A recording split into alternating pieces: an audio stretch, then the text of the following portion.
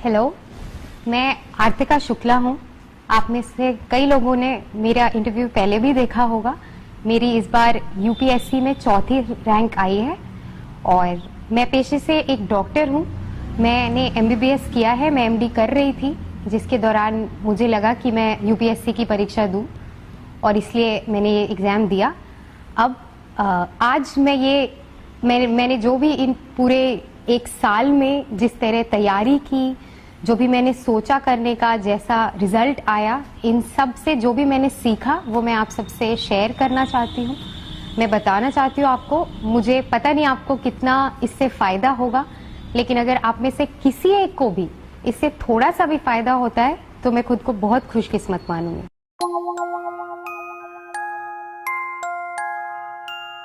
शुरुआत करते हैं कि इस एग्जाम की प्रिपरेशन कब से करनी है। मुझसे बहुत सारे लोगों ने ये पूछा है, तो मैं ये कहना चाहती हूँ कि लोग आपको ऐसा कहेंगे कि आप बचपन से ये करें, स्कूल टाइम से करें, कोई एक पर्टिकुलर टाइम है जब आपको शुरुआत करनी चाहिए। मुझे ऐसा बिल्कुल नहीं लगता। मैंने शुरुआत 2014 के नवंबर में की थी और एक साल में मैंने इसकी ठीक ठाक तैयारी कर ली।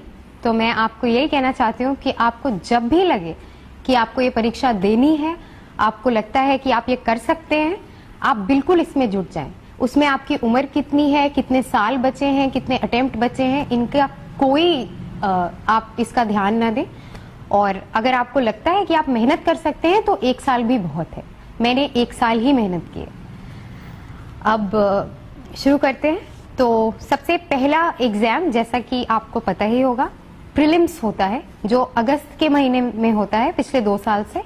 दूसरा एग्जाम इसका मेंस होता है, जो दिसंबर में होता है।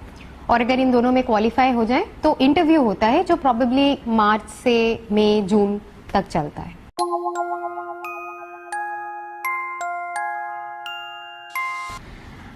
प्रीलिम्स का जो पेपर होता है उसमें 2 पेपर्स होते हैं। एक होता है सीसैट या एप्टीट्यूड और एक होता है जनरल स्टडीज। प्रीलिम्स में कोई भी ऑप्शनल सब्जेक्ट का पेपर नहीं होता है, ये पैटर्न चेंज हो गए। सीसैट जो है वो क्वालिफाइंग हो गया है, तो उसमें बस अब आपको 33% ही लाने की जरूरत है। उसमें ज्यादा कुछ उसकी टेंशन लेने की जरूरत नहीं है। अगर तैयारी की बात करें, जैसे मैंने करी थी वो मैं आपसे शेयर करूंगी। पेपर जो जीएस का होता है उसका यूपीएससी एक सिलेबस निकालती है। उस सिलेबस को आप देखें, उसमें history, geography, economics, current event, science and technology सब कुछ होता है। एक्चुअली कोई सिलेबस होता ही नहीं है। जो भी देश में चल रहा है, जो एक जनरल वेल इन्फॉर्म्ड पर्सन को पता होना चाहिए, वो सब इस पेपर में आता है। इससे घबराने की कोई जरूरत नहीं है। मैं भी बहुत घबराती थी, पर मैं ये बताना चाहती हूँ कि अगर आप एक सिंपल सा प्रोसीजर फॉलो करें तो आपके इतने नंबर आ जाएंगे कि प्रीलिम्स में आपका सिलेक्शन हो जाए। और प्रीलिम्स में अच्छा करके बहुत अच्छी रैंक का उससे कोई ताल्लुक नहीं है। प्रीलिम्स सिर्फ सिलेक्शन लेवल का एग्जाम है। हिस्ट्री, ज्योग्राफी, इकोनॉमिक्स, इन सब के लिए कौन सी किताबें पढ़नी है, इनमें मैं बड़ा ही बेसिक सा आपको बता सकती हूँ कि स्पेक्ट्रम की मॉडर्न हिस्ट्री एक किताब है जो बहुत इंपॉर्टेंट है हिस्ट्री के लिए। ज्योग्राफी के लिए आप एनसीईआरटीज पढ़ सकते हैं क्लास 6 से 12 तक। और इधर उधर अगर आपको थोड़ा और जानना है तो आप जीसी लियोंग भी पढ़ सकते हैं, बट उसकी उतनी जरूरत नहीं होती।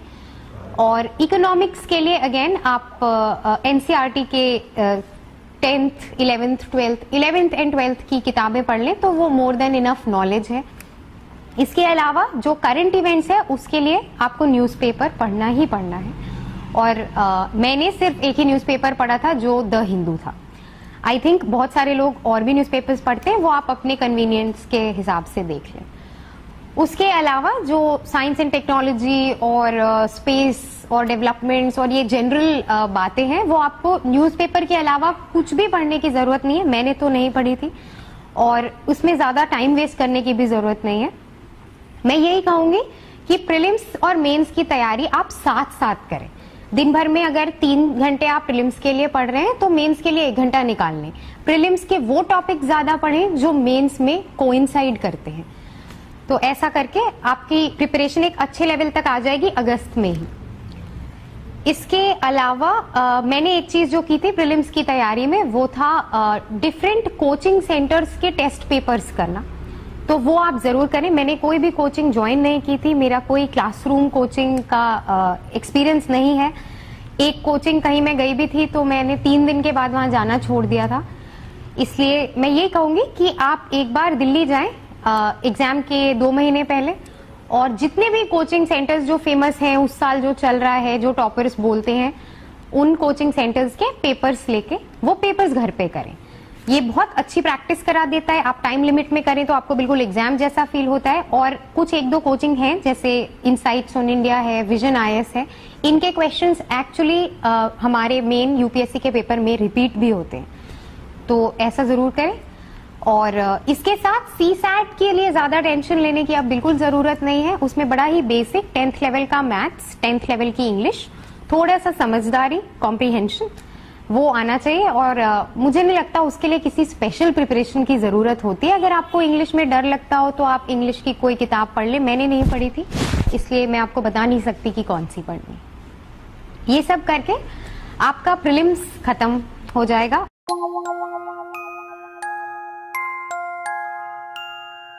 अब एक बात है कि प्रीलिम्स देने के बाद जो रिजल्ट आता है वो 1-1.5 महीने बाद आता है, और आपका मेंस का एग्जाम दिसंबर में ही होता है। तो इसलिए हम मेंस की प्रिपरेशन शुरू करने से पहले प्रीलिम्स के रिजल्ट का वेट नहीं कर सकते। तो मैंने क्या किया था कि प्रीलिम्स के बाद 1 हफ्ते का गैप लिया और उसके बाद मैंने शुरू कर दिया मेंस की तैयारी करने। आपको भी यही करना चाहिए। आपको खुद पे इतना विश्वास होना चाहिए कि अगर आपने प्रीलिम्स दिया है तो आपका सिलेक्शन होगा और हो जाएगा। Prelims is not a big problem, उसमें इतनी दिक्कत नहीं होती है। उसके बाद आता है मेंस की तैयारी। अब मेंस की तैयारी में बहुत सारा, it is a very vast thing, बहुत बड़ा है, बहुत ही स्ट्रक्चर्ड करना है, बहुत सारी चीजें इसमें सोचनी भी पड़ती हैं। तो हम इसको ऐसे देखते हैं, पेपर 1, पेपर 2, पेपर 3 और पेपर 4, इन 4 भाग में बांट के मेंस की तैयारी करते हैं। जो पेपर 1 है उसका सिलेबस आपको यूपीएससी के साइट पे मिल जाएगा। सबसे पहली चीज जो आपको करनी चाहिए वो है मेंस के सिलेबस को ध्यान में रखें, उसको याद कर लें, उसको अपने कमरे में चिपका लें, ताकि जो भी उसमें कुछ लिखा है वो अगर आपको कभी चलते फिरते, दोस्तों से बात करते हुए, न्यूज़पेपर में आते हुए कहीं भी वो लगे कि आपको कुछ उसके लायक चीज मिल रही है तो उसको आप कर सकें। तो आप सिलेबस याद कर लें। उसके बाद बात आती है प्रिपरेशन की।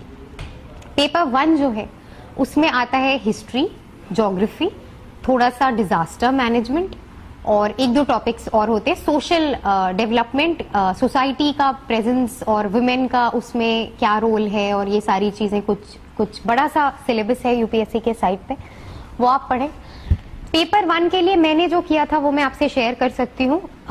हिस्ट्री में मैंने बिपिन चंद्रा की जो 2 किताबें हैं, इंडिया स्ट्रगल फॉर इंडिपेंडेंस और पोस्ट इंडिपेंडेंस पे, वो दोनों पढ़ी थी। मैंने रामचंद्र गुहा की इंडिया आफ्टर गांधी भी पढ़ी थी, पर वो एग्जाम के लिए ज्यादा इंपॉर्टेंट नहीं है। अगर आपके पास टाइम है और आपको पढ़ने का शौक है तो वो किताब जरूर पढ़ें, वो बहुत इंटरेस्टिंग किताब है। ज्योग्राफी के लिए मैं ये कहूंगी कि अगर आपको एक बेसिक ज्योग्राफी का सेंस प्रीलिम्स तक हो जाना चाहिए, उसके लिए आप NCERT 10th, 11th, 12th, 9th, आपको जहां भी लगे कि आपको पढ़ने की जरूरत है वो पढ़ लें। 11th और 12th की एनसीईआरटी बहुत इंपॉर्टेंट है। उसके एडिशन में आप जीसी लियोंग पढ़ें, मैंने वो पढ़ा था। फिजिकल पार्ट, एटलीस्ट पार्ट 1 उसका आप बहुत अच्छे से पढ़ें। आजकल तो क्वेश्चंस मेरे पेपर में नहीं आए थे लेकिन आ सकते हैं, तो उसको अच्छे से पढ़ें।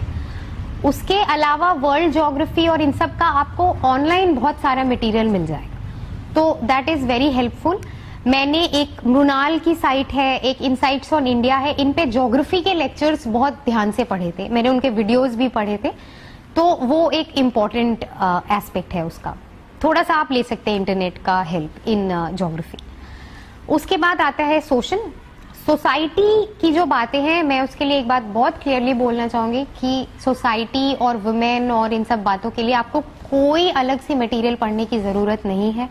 आपको कोई पेपर में जो ये सारी चीजें आती हैं, द हिंदू हो चाहे इंडियन एक्सप्रेस हो या आप जो भी पढ़ते हो, आपने करंट इवेंट्स अगर पढ़ा हुआ है तो सोसाइटी आपका ऑलरेडी तैयार है, उसमें आपको कुछ भी नया करने की जरूरत नहीं है, उसमें आप टाइम वेस्ट ना करें। जो भी नई चीजें हो रही हैं वो ही काफी है for current, for society in paper 1। उसके अलावा कोचिंग बहुत सारे मटेरियल्स निकालती हैं, सोसाइटी पे किताब है, एनसीईआरटी है, ये सब पढ़ने की जरूरत नहीं है, मैंने नहीं पढ़ा था।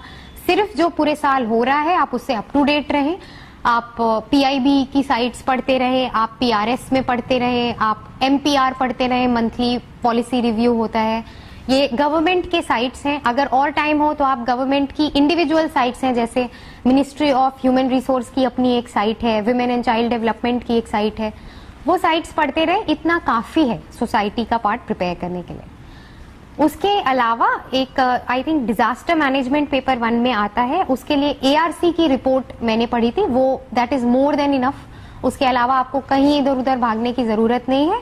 इन एडिशन अगर कोई डिजास्टर कंट्री में हुआ है, कहीं अर्थक्वेक आया है, कहीं फ्लड्स आए हैं, तो न्यूज़पेपर से आपका वो प्रिपेयर होता रहे। तो पेपर 1 का इतना हुआ। अब हम पेपर 2 पे चलते हैं, जो मुझे सबसे टफ लगता था यूपीएससी के पेपर्स में। That is about governance and public policy I think and social justice. और ऐसा बड़ा ही बड़ा सा पेपर है, बहुत बड़ा सिलेबस है, बट सिलेबस से डरने की कोई बात नहीं है। आपको सिलेबस याद कर ले। सबसे पहले एक बेसिक बुक जो है वो है लक्ष्मीकांत, मैंने वही पढ़ी थी प्रीलिम्स के लिए, और वही आपको मेंस के लिए भी एक बार दोहरानी होगी।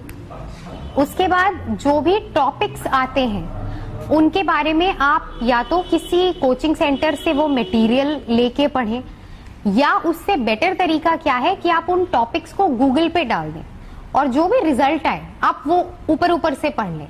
जो आपके करंट इवेंट्स चल रहे हैं, जो हिंदू में खबरें आ रही हैं, वो सारा आप ऊपर से पढ़ लें। और उनसे इन एडिशन अगर कुछ नहीं मिल रहा है तो आप गवर्नमेंट की मिनिस्ट्रीज की साइट्स पे जाएं और उनसे पढ़ते रहें। Monthly policy review again very important. योजना एक गवर्नमेंट का मैगजीन है, 10 रुपए की आती है, बहुत इंपॉर्टेंट है। योजना मैगजीन आपको जरूर पढ़नी है, उससे पेपर 2 ऑलमोस्ट प्रिपेयर हो जाता है।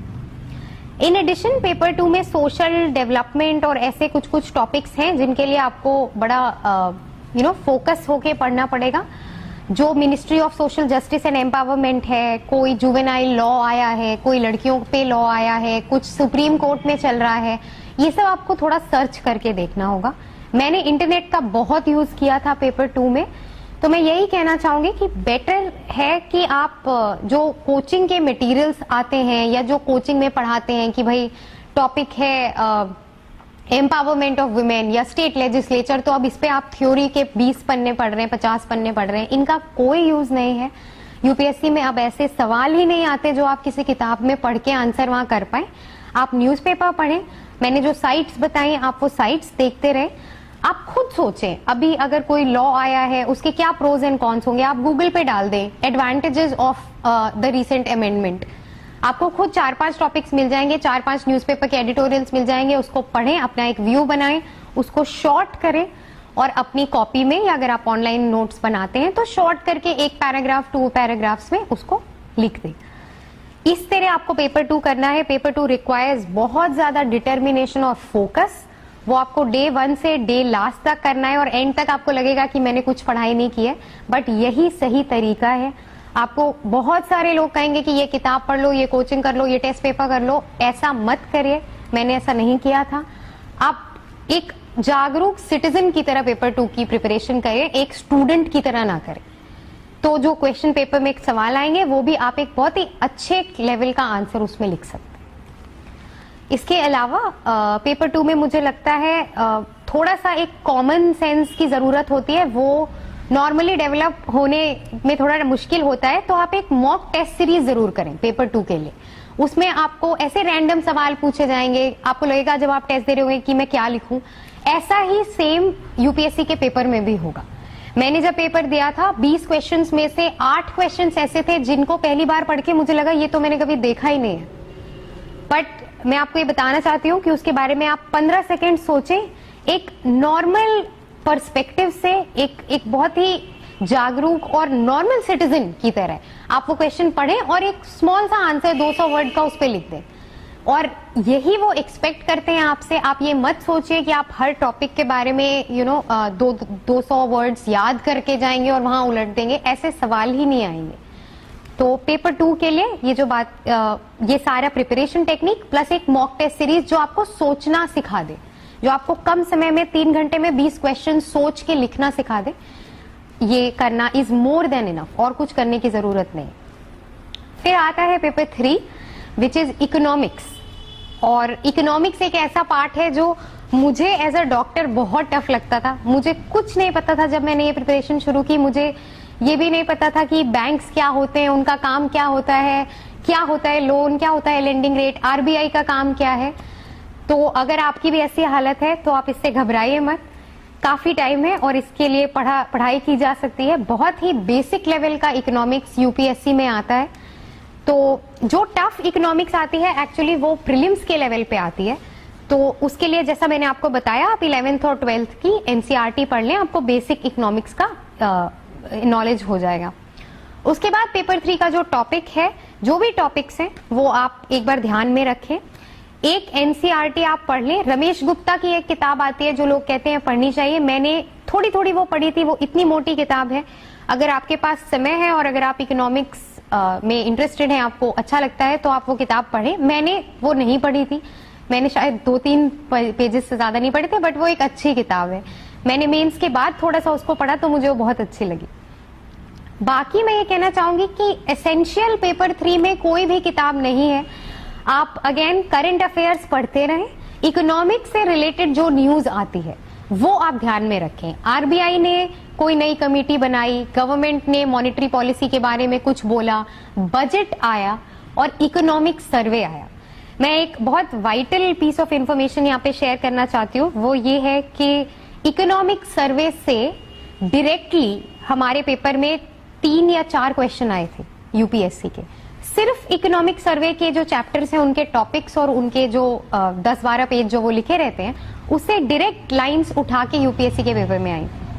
तो अगर कोई ऐसी एक किताब है जो आप पढ़ लें और आपको लगे कि हाँ इससे मेरे पेपर में क्वेश्चन आए, तो वो इकोनॉमिक सर्वे। आप इकोनॉमिक सर्वे जब भी रिलीज होता है, जब भी टेबल होता है पार्लियामेंट में, उसका ओरिजिनल कॉपी लें। वो फोटोस्टेट्स और कोई भी ऐसे समरीज वो सब ना करें, और उसको लेके आप एक बार क्या मैं कहूंगी 2 बार इकोनॉमिक सर्वे पढ़ लें और इकोनॉमिक सर्वे का एक समरी बना लें। उसको आप रिवाइज करते रहें, उससे डेफिनेटली 2-3 क्वेश्चंस आएंगे। बजट के सिर्फ की फीचर्स पढ़ने की जरूरत है, पूरा बजट पढ़ने की जरूरत नहीं है। वो थोड़ा टफ भी होता है फॉर एनीवन जिसका इकोनॉमिक्स का बैकग्राउंड नहीं है। इसके अलावा पेपर 3 के लिए मुझे याद है ज्योग्राफी की एनसीईआरटी बहुत इंपॉर्टेंट होती है। उसमें बहुत सारे क्रॉपिंग पैटर्न्स और इंडिया की इकोनॉमी, एग्रीकल्चर, इन सब पे बातें करनी है, उसमें लिखा रहता है। तो उसके लिए आप बस ज्योग्राफी की एनसीईआरटीज पढ़ लें, बहुत हाई लेवल की जरूरत नहीं है। करंट इवेंट्स में अगर कुछ हो रहा हो, कहीं पे हमने कुछ नया किया, हमने फोर्टिफाइड क्रॉप्स ला रहे हैं, या कहीं पे ड्रॉट्स बहुत ज्यादा हो रहे हैं, फार्मर सुसाइड्स बढ़ रहा है, तो ये सब आपको करंट इवेंट से पता चल जाएगा।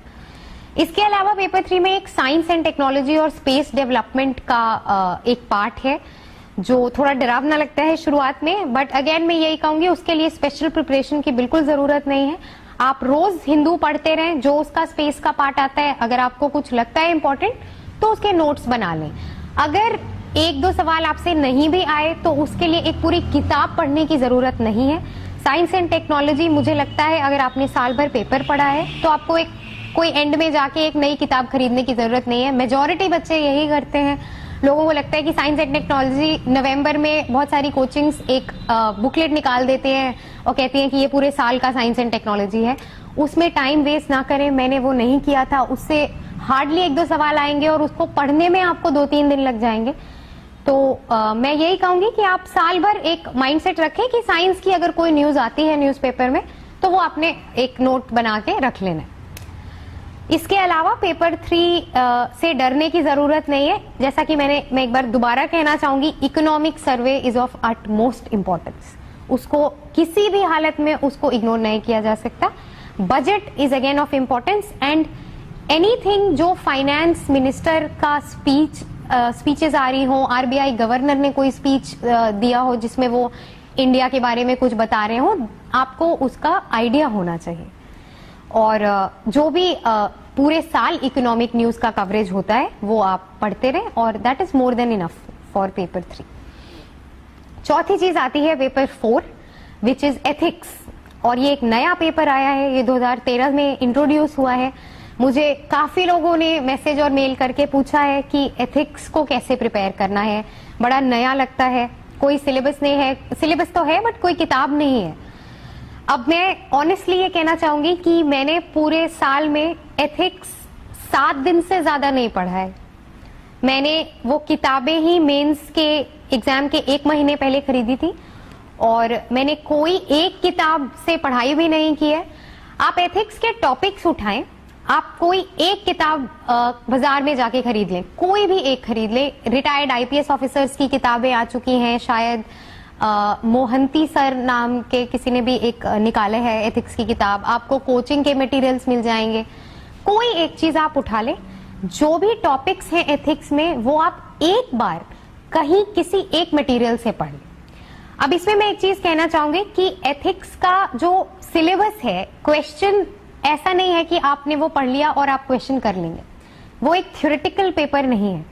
उसमें आपसे ऐसे सवाल पूछे जाते हैं कि अगर आप कहीं के अधिकारी हैं, आपको कोई रिश्वत देने आया है, आपको लगता है कि आपको रिश्वत नहीं लेनी चाहिए, तो अब आप क्या करेंगे?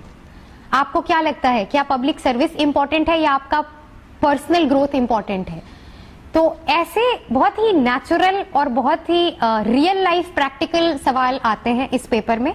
इस साल भी आए हैं, आप देखिएगा। इनको केस स्टडीज के नाम से वो आपको प्रेजेंट करते हैं। बड़ा ही लंबा से हिस्ट्री होती है कि आप एक आदिवासी क्षेत्र में गए, वहां पे ट्राइबल लोगों की ये डिमांड्स है, आपके गवर्नमेंट ने आपको ये कहा है, आपके खुद के ये विचार है, अब आप वहां पे क्या करेंगे? क्या डेवलपमेंट होना चाहिए, क्या पैसे ज्यादा होने चाहिए देश में, या सोशल जस्टिस ज्यादा होना चाहिए, इकोनॉमिक डेवलपमेंट के बारे में क्या ख्याल है? बहुत ही रैंडम जनरल प्रैक्टिकल सवाल आते हैं एथिक्स में।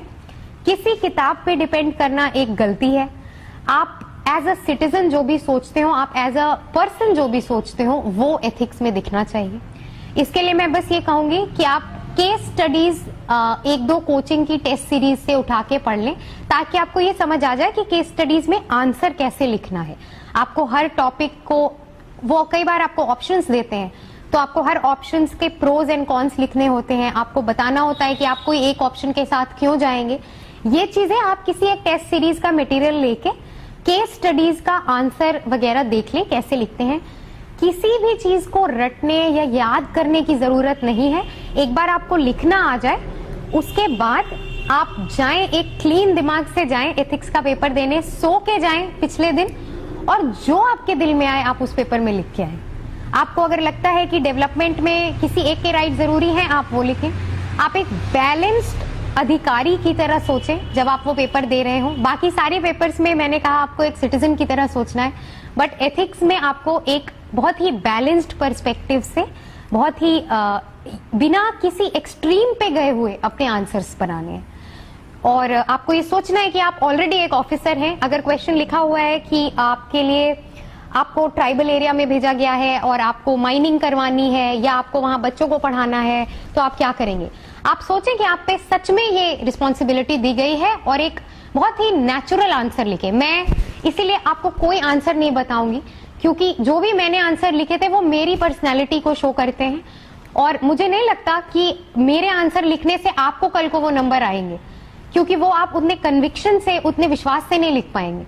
तो आपको एज अ पर्सन जो भी लगता है आप उस एथिक्स के पेपर में लिखें।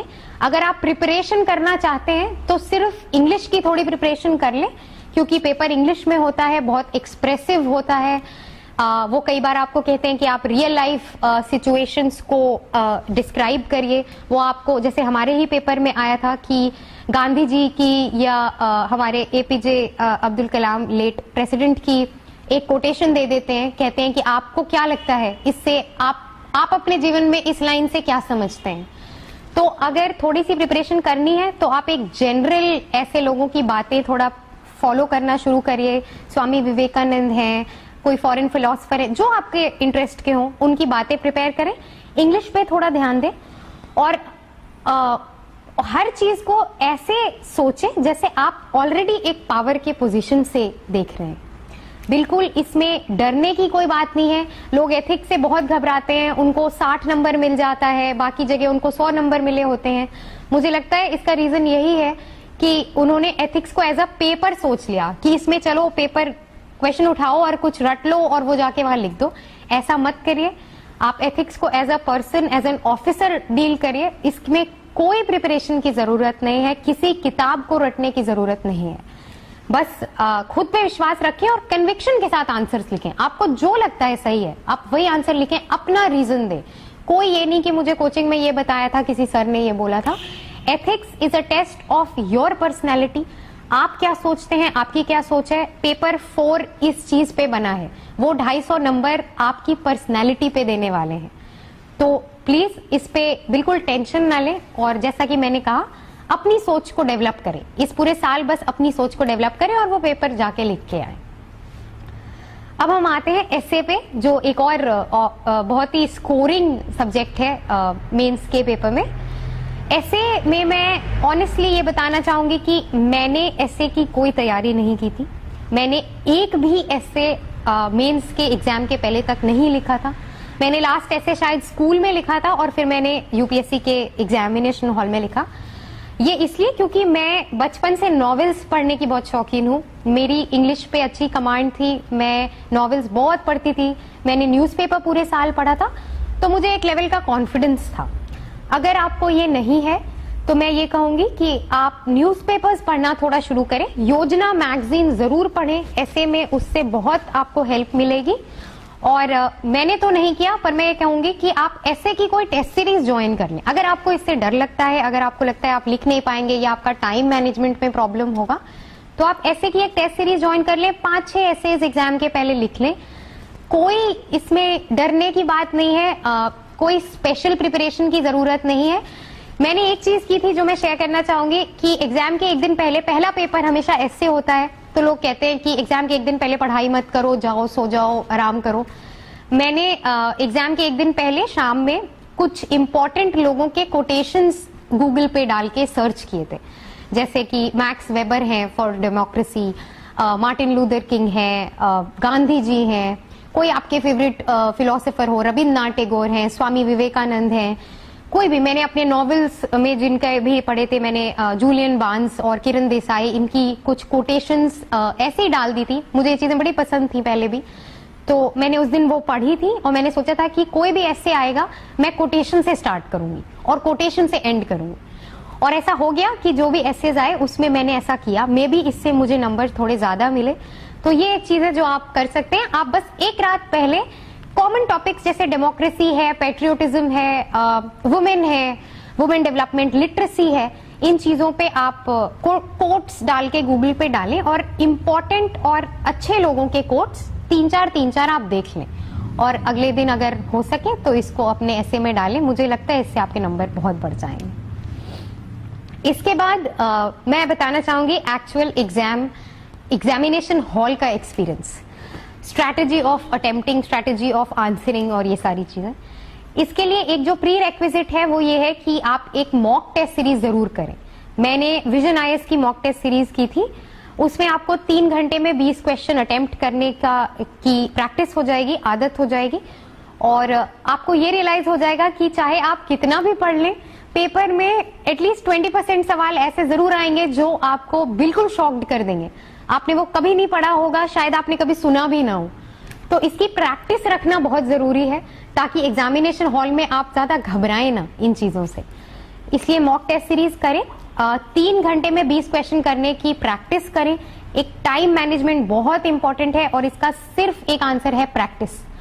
तो जब मैंने पहला टेस्ट दिया था मैं 20 में से 14 सवाल कर पाई थी मॉक टेस्ट सीरीज का, और जब मैंने आखिरी टेस्ट दिया तो मैं 20 में से 20 करके आई थी। ये शो करता है कि 3 महीने में अगर आपने 12-13 टेस्ट दिए तो आपकी स्पीड ऑलरेडी बढ़ जाएगी और ये एक बहुत इंपॉर्टेंट है। Time management is very important in UPSC. Second चीज है अटेम्प्ट। मैं ये कहना चाहूंगी कि आप हर क्वेश्चन अटेम्प्ट करें। मैंने एग्जाम में हर क्वेश्चन अटेम्प्ट किया। जैसा मैंने पहले बताया, बहुत सारे क्वेश्चंस ऐसे थे जो मुझे बिल्कुल नहीं आते थे। एक नॉर्मल इंसान की तरह आप बस कुछ भी उसमें लिख के आ जाएं, लेकिन हर क्वेश्चन अटेम्प्ट करें। नंबर 3 है क्वेश्चन को कैसे आंसर करना है। इसमें मैं ये कहना चाहूंगी जो मैंने फॉलो किया, एक इंट्रोडक्शन आप जरूर दें हर क्वेश्चन का। कोई भी क्वेश्चन आए other than history and geography, आप एक बेसिक सा 1 लाइन का इंट्रोडक्शन दे दें। वुमेन एम्पावरमेंट पे आए तो आप कुछ लिख दें कि वुमेन की आज देश में क्या हालत है, दुनिया में क्या हालत है, आप कोई स्टेटिस्टिक्स दे दें, आप कोई डेफिनेशन लिख दें, कुछ ऐसा करके आप शुरुआत कर दें। जो क्वेश्चन पूछा है उसके आंसर में आप 3-4 पॉइंट्स बना के उसका टू द पॉइंट आंसर करें। This is ideal. ये ऐसा है कि अगर आपको सब कुछ आता है तब आप ऐसा आंसर लिख पाएंगे, बट आपका एम यही होना चाहिए। और 4 बुलेट पॉइंट्स या 4 थोड़े से पैराग्राफ में बना के लिखने के बाद आपको एक छोटा सा कंक्लूजन देना है। कंक्लूजन ऑप्टिमिस्टिक होना चाहिए, ऐसा होना चाहिए कि लोगों को पढ़ के लगे कि हाँ आगे थोड़ा होपफुल होने वाला है। तो भले ही क्वेश्चन नेगेटिव हो, भले ही क्वेश्चन में लिखा हो कि आज देश में लिटरेसी की बड़ी बुरी हालत है, लोग पढ़ते नहीं हैं, इसके लिए क्या होना चाहिए, हम बच्चों को पढ़ा नहीं पा रहे हैं, हमें क्या करना चाहिए, आप अपने सजेशंस लिखें। आप एक इंट्रोडक्शन लिखें कि हाँ लिटरेसी की ऐसी हालत है, हमारा ये इतना % है, हमें ये बढ़ाना है। लेकिन कंक्लूजन जरूर थोड़ा होपफुल हो। आप ऐसा लिखें कि भले ही लिटरेसी हमारी इतनी है, लेकिन अगर हम ये 3-4 प्रोग्राम्स पे काम करें, अगर हम ऊपर दी बातों पे नजर लगा के एक लॉ लाएं, तो हम जरूर 100% लिटरेसी की तरफ बढ़ सकते हैं। तो चाहे जो भी इंट्रोडक्शन और आंसर चाहे भले ही थोड़ा सा पेसिमिस्टिक हो, थोड़ा सा आपको निराशाजनक लगे, कंक्लूजन जरूर ऑप्टिमिस्टिक हो।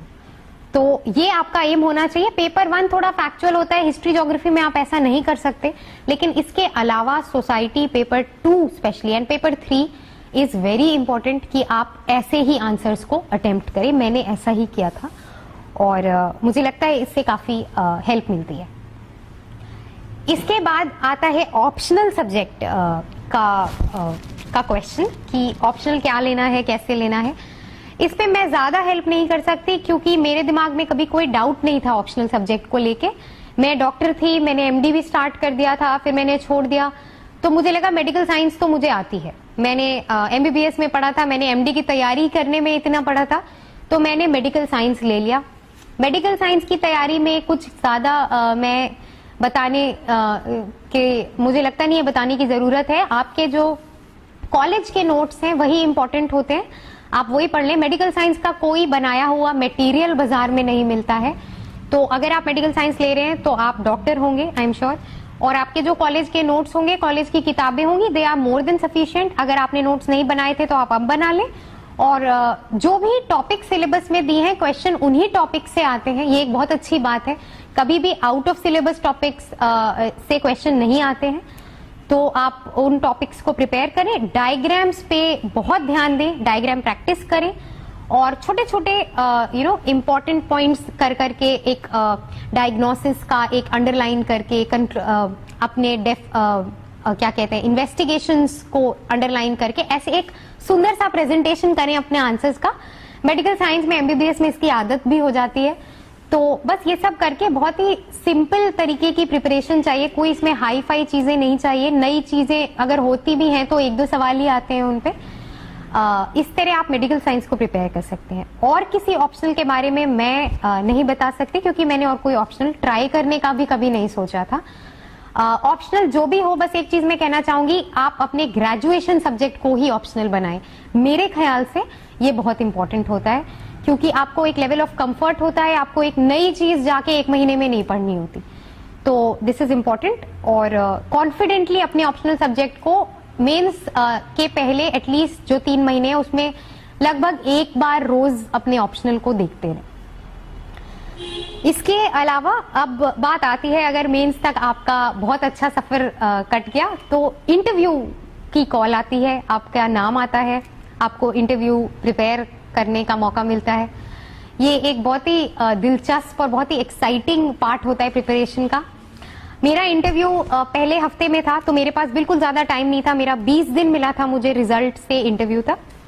तो मैं ये कहना चाहूंगी कि मेंस के बाद आप अपनी छुट्टियां मना के 15-20 दिन की न्यूज़पेपर्स पढ़ना दोबारा से शुरू कर दें। न्यूज़पेपर्स पढ़ना आपको छोड़ना नहीं चाहिए जब तक फाइनल रिजल्ट ना आ जाए, उसके बाद भी पढ़ना चाहिए।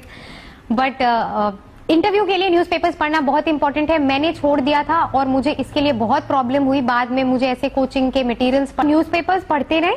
इंटरव्यू में किसी स्पेशल प्रिपरेशन की जरूरत नहीं है। आपने ऑप्शनल के लिए जो पढ़ा है आपको उतना ही पढ़ना है। जो न्यूज़पेपर्स में चल रहा है आपको उतना ही पढ़ना है। सिर्फ एक चीज है जो इंटरव्यू में आपको तैयार करना होता है, वो है आपके बोलने का ढंग। और इसके लिए एक चीज बहुत इंपॉर्टेंट है कि आप मॉक इंटरव्यूज दें।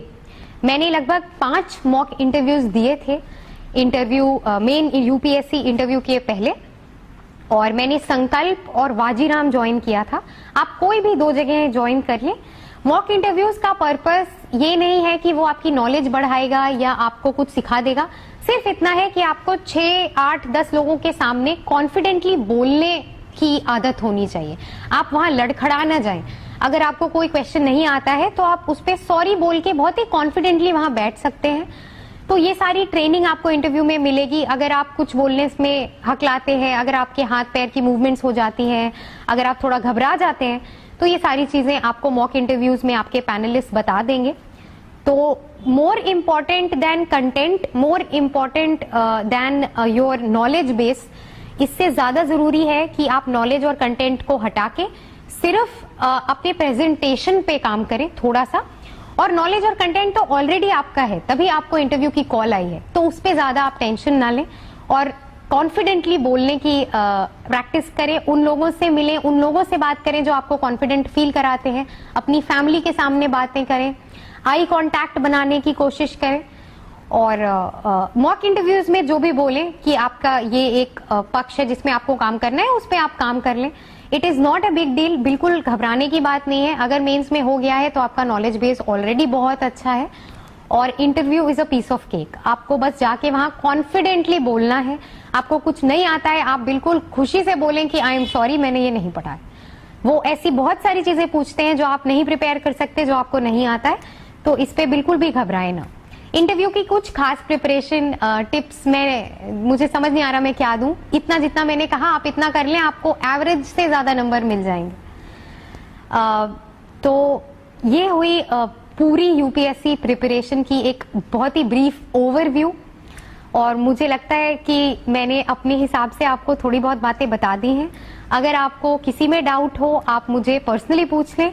अगर आपको कुछ लगे कि कुछ छूट गया, कोई किताबें छूट गई, तो आप मेरे अलावा और टॉपर्स के इंटरव्यूज देखें जो आपके लिए काम करें। आप बिल्कुल वही फॉलो करें। जरूरी नहीं है कि मैंने जो कहा वो आपके लिए काम करे।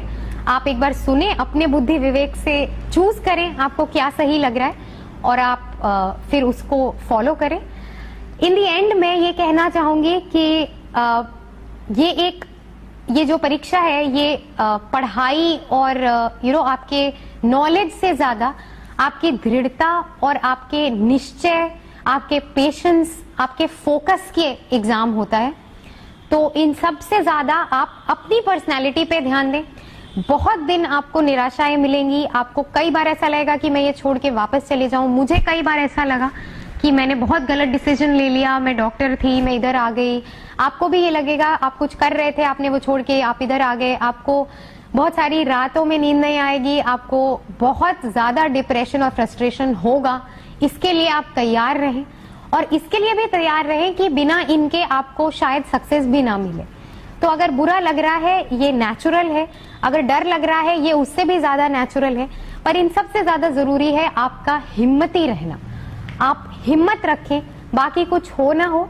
आप डेली इस बात को सोचें कि अगर आपने पढ़ाई की है, अगर आपने दृढ़ता से इसका सपना देखा है, तो आपको एक दिन सक्सेस जरूर मिलेगा। पहली बार नहीं तो दूसरी बार, तीसरी बार, चौथी बार। और बड़े ही फोकस के साथ इस प्रिपरेशन में आए। बहुत इधर उधर बहुत डिस्ट्रैक्शंस होंगे। जनरल स्टडीज ऐसा है कि आपको दुनिया भर की बातों के बारे में सोचना है और ओपिनियन बनाना है। फोकस्ड रहे एग्जामिनेशन नीड्स पे, और बहुत एक स्ट्रेंथ वाला बहुत इसमें चाहिए आपको। स्वामी विवेकानंद ने जैसा कहा है कि आपके नर्व्स ऑफ स्टील होने चाहिए। आपको किसी चीज से डर नहीं लगना चाहिए। आपका मेंस का एक पेपर खराब हो, आप दूसरा पेपर अच्छा करें, तीसरा खराब हो, चौथा अच्छा करें, बिना गैप के आपको 6 पेपर्स देने होंगे। उन सब पेपर्स में आपको बस स्ट्रेंथ रखनी है, पेशेंस रखना है। इंटरव्यू तक आपको अपने आप पे विश्वास रखना है। और अगर भगवान ने चाहा, अगर आपके माता पिता की ब्लेसिंग्स आपके साथ रही, तो डेफिनेटली आपका हो जाएगा, आपको सक्सेस मिलेगी। और मेरी सारी शुभकामनाएं आपके साथ हैं। I wish you all the best in your future and अगर कोई भी चीज हो जो आपको मुझसे और पूछनी हो तो please feel free to contact me. Thank you.